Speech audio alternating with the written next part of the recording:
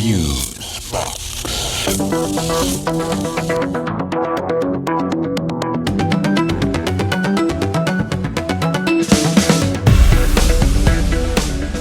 Well, this is Fusebox number 262. Elevenses.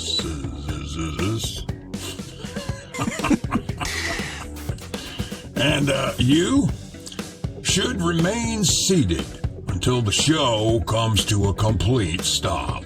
Oh, that's very good advice, Mr. Keynes. As sometimes the landings are a bit rough.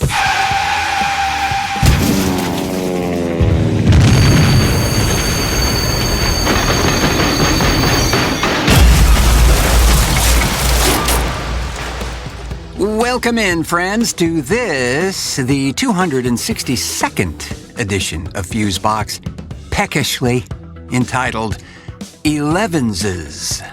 Lots about that in a moment. Yes, but also, it's officially the first show of the new year. Hear, hear. Well, they're there. Where? It's going to be that kind of show, isn't it? When is it not that show? I'm your end-of-the-year clearance sale that runs all year host, Mark Rose, and over there, raising a glass to the new year. Or any day with a Y in its name. The magistrate of the mixdown, Milt Keynes, everybody. Well, thank you kindly. Well, in addition to the spanking new year, we're also celebrating another thing, Mr. Keynes. Are we not? Yes, sir. I finally cleaned out the refrigerator. Grateful for that, I'm sure. But actually, we are starting our 11th year of this show, friends. Yeah. Also, today's secret word. Oh, yeah, that too. That's much easier to do than cleaning out the fridge. This show birthday thing sort of just happens every year. The fridge, on the other hand, requires a hazmat suit, sterilized salad tongs, and some C4, and maybe some mining equipment to get this job done, Well, I'm glad you made it safely through that process, sir. Ditto. Another new item for the coming year is that this show will be going monthly for the foreseeable future. As you might know, we have been doing 2 shows a month for the past 10 years. And yeah, but, in the beginning there, we were doing weekly for a stretch there, right? Yeah, that's right, yeah. What an ambitious and utterly crazy thing to do. So, we're going to be changing the release schedule to top of the month, each month, mostly due to production schedules over here that are indicating the need for the yet-to-be-invented time stretcher device. So that will be the deal going forward here. Yeah, so don't panic. We're not doing one of those closed for remodeling things and then never reopening. Oh, heaven forfend. No. We're still having way too much fun around here to do that. And the next 4 fun-filled years with the orange guy looming, well, we need to stick around to see what's on the horizon for sure. Yeah, I think it's Portugal. So this show, as you might have surmised, deals with the number 11. Yes.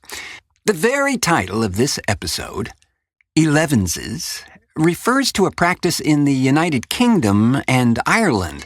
Elevenses is a snack time that is similar to afternoon tea over there, but eaten in the morning at around 11 a.m.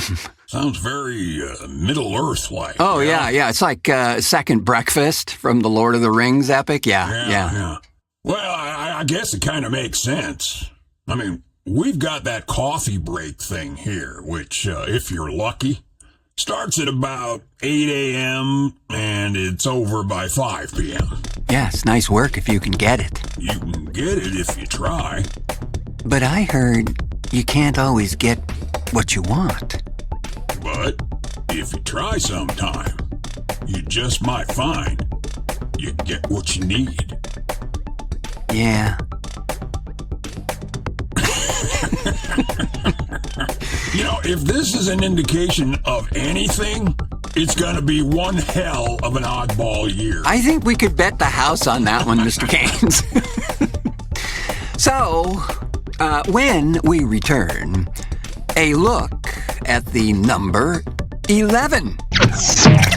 And a hot wire of science segment dealing with, I kid you not, building materials made from humans. Oh, hell no. Yeah. All that and so much less. Stick around, friends. Or was there?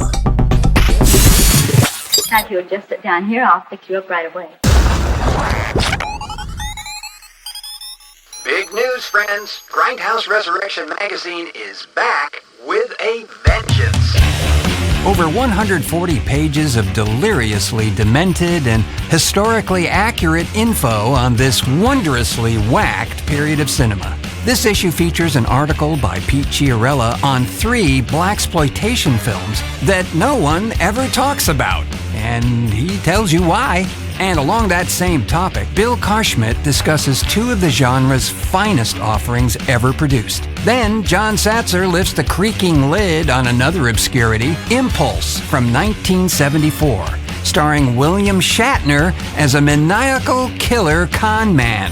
Yeah, not to be missed. And there's just so much more. Head on over to 42ndstreetpete.net and pick up a copy. This one is bursting at the seams with goodness, so get them while they're still in stock. That's 42ndstreetpete.net.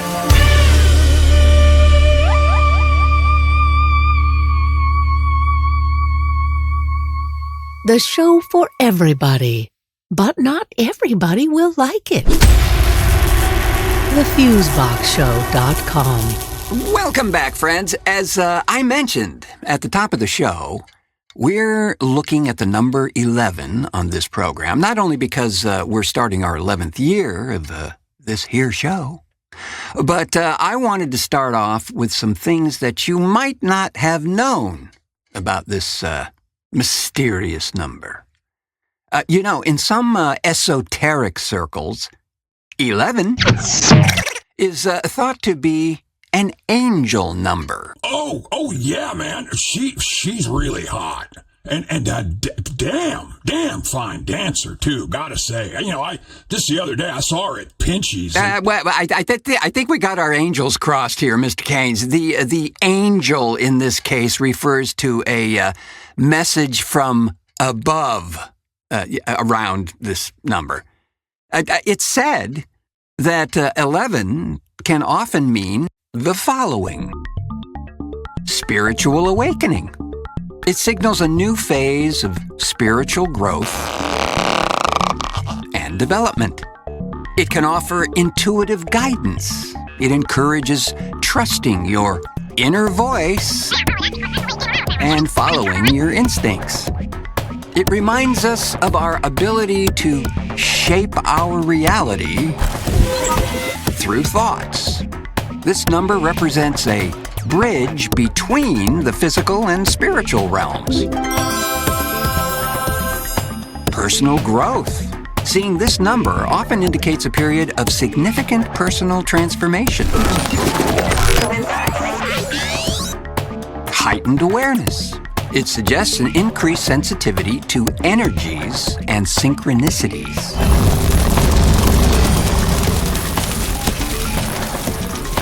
Or life purpose. The number may be guiding you towards your true calling. Hello. Or soul mission. Positive change. The number often appears during times of positive life transitions. And finally, enlightenment. This master number is associated with spiritual illumination and insight.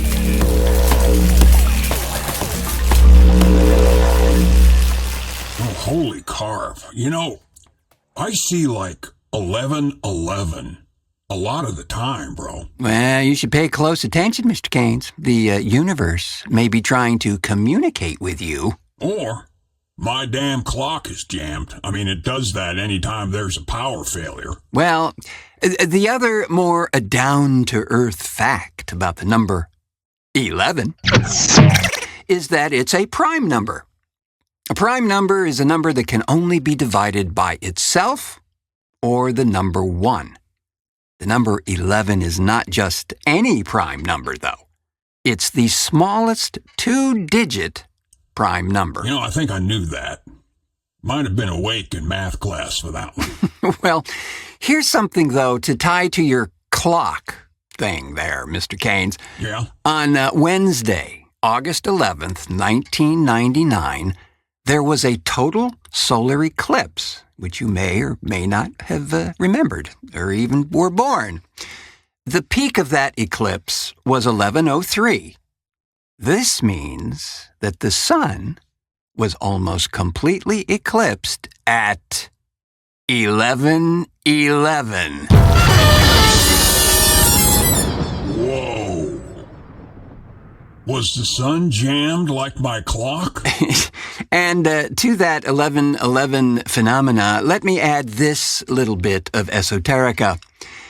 Many believe this specific time is a moment of alignment, 11:11, when the veil between the physical and spiritual worlds is the thinnest, making it easier to receive divine guidance and manifest intention.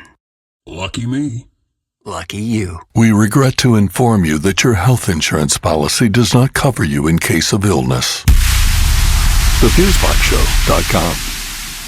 So, friends, I just want to take a moment for a shout-out. Oh, and this is a... Nerd Alert! Nerd Alert! Nerd Alert! Nerd Alert! Oh, well, you know, maybe I can catch up on my drinking. No worries. I will keep this brief.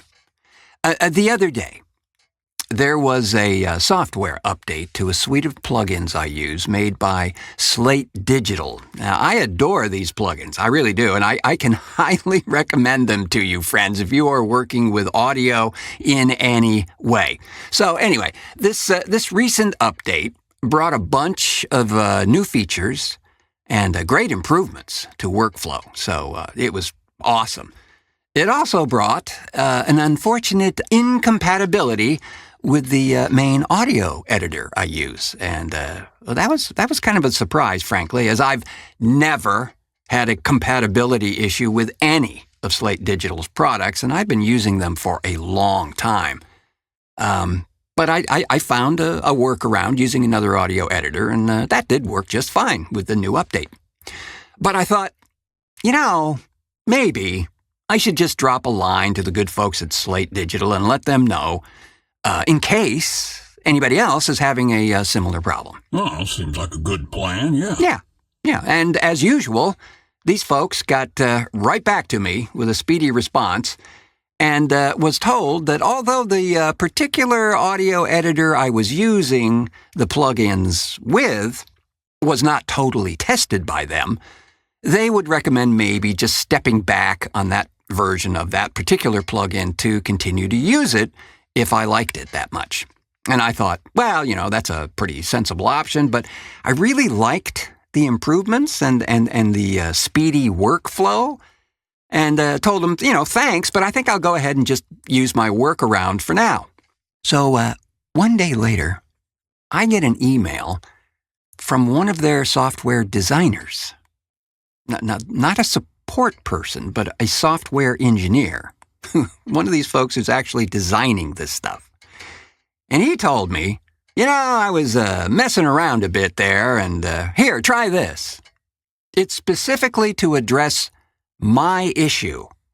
And as such, this link is for you personally. What? Yeah. So I installed it, And all is well now. So just a big thanks to the folks at Slate Digital for helping me out and over the damn holidays, too. You see, this is what customer service is supposed to look like, friends. Just saying. Just saying. I will have a link in the show description to these folks if you want to check them out. I could go on and on and on and on about them, but I shan't. The hot wire of science. Okay, we've got a story here from the pages of Popular Science that will make your blood and maybe other fluids run cold. Quite literally, I think. If we, as humans, ever make it to constructing the first permanent buildings on Mars, they likely will need bricks made from Martian regolith. But the construction material may also require blood and other bodily fluids from the astronauts themselves. Oh, double the fucking hell no. According to the folks at Popular Science, because of space limitations on board a spacecraft bound for the Red Planet, the earliest crews will need to rely on the resources around them, which is mostly a lot of rocks and dirt. A millennia-old strategy, however, may help them make the most of other readily available additives. Other readily available additives. Yes. So, it's been reported that ancient Roman concrete is known for its excellent resiliency and strength and even self-healing properties. But masons often used other key ingredients in the brick making, blood and urine. Knowing this, a research team from Iran's Khwarizmi University recently mixed and tested multiple potential building materials using various combinations of sediment found on Mars, as well as other easily obtainable components. Well, since old Elon is so keen on going there, why don't we take 3 or 11 gallons of blood from old Musk? Does he have blood? Well, most giant mantis aliens have something like that, right? Curious. Very, very curious. Quoting here from the journal, ancient Romans utilized organic additives, including animal blood, primarily to improve the durability and workability of their mortar, they wrote in a subsequent study published in the journal Acta Astronautica. Although it is a bit strange, they went on, blood can be utilized to create strong concrete or bricks for on-site construction on Mars. Now, depending on the region of the planet, Martian soil contains, evidently, the right chemical composition for multiple types of concrete. And after compiling geological data collected by past Mars landers and orbiters, the team identified 11 potential concrete options for future astronauts.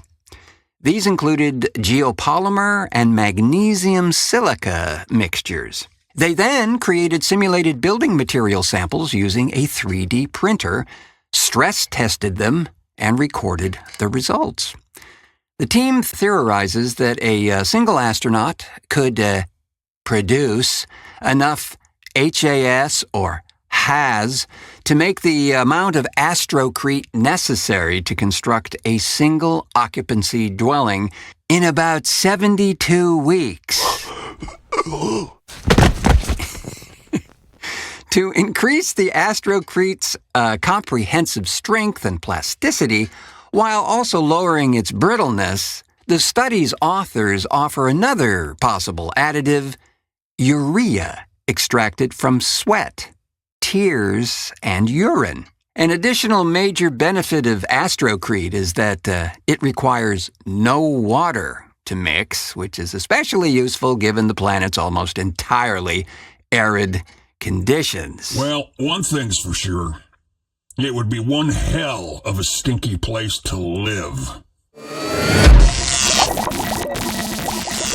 Well, this next one is really something that some of us probably had heard postulated in the past by researchers, but now it seems we have evidence that stressed plants make audible sounds that can be heard many feet away. And the type of sound corresponds with the kind of bad day they've been having. Hey, you son of a bitch. You know what? I need some water. What the hell's the matter with you? This is really terrible. Do you know, I could go to my plant union and discuss all of this. I could take you out. The researchers suspect the nervous popping noise is instead a byproduct of cavitation, when tiny bubbles burst and produce mini shock waves inside the plant's vascular system, not unlike happens in your joints when you crack your knuckles. This is the sound of a tomato plant that hasn't gotten enough water. To capture these sounds, the plants were placed in a wooden soundproof box with 2 microphones pointing at their stems.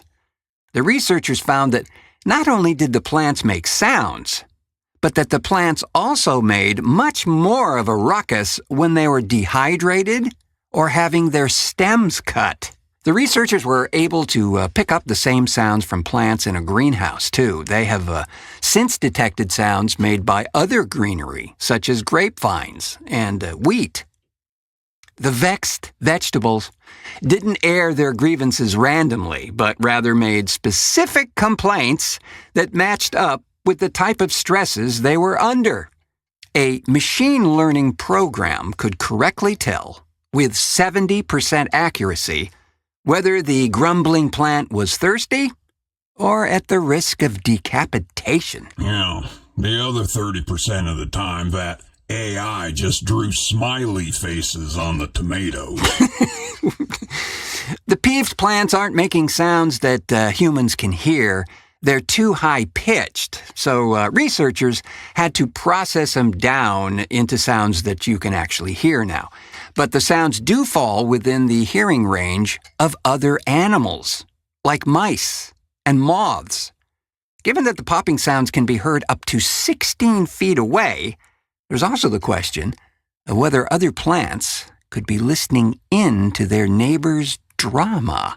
Hey, the hibiscus plants? They're just big-time gossips, bro. Is that so? Oh, yeah. My hydrangea told me that just the other day. And with that blast of botanical brouhaha, we'll call it a show, friends. But not before thanking our contributors to this edition of Fusebox, Jodi Lorimer and Gregory Wilson, for splendid pronouncifications. Thanks as well to the plant whisperer himself, Milt Keynes, for technical assistance, and so on and so forth. It's been a true slice. And folks, you could start the new year off right by showing how cool, hip, and in the know you are by heading on over to our Patreon page and signing up to become a member. It's as easy as pie, and it's 11 times faster than baking one. Just head on over to patreon.com/thefuseboxshow.com. You'll get free stuff just for doing it. Early releases, and a set of rare 78 records of Philodendron and his all-fern orchestra playing the hits. Oh yeah, and they're smoking too, gotta say. Wow. Thanks as well to Grindhouse Resurrection Magazine for their ongoing support. Issue 4 was just released, and it's... Yeah, you better get a hoist to lift that sucker.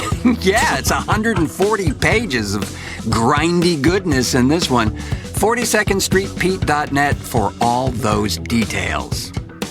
Thanks as well to you, friends, for pushing play on this edition of the show. We do so appreciate your time and indulgence.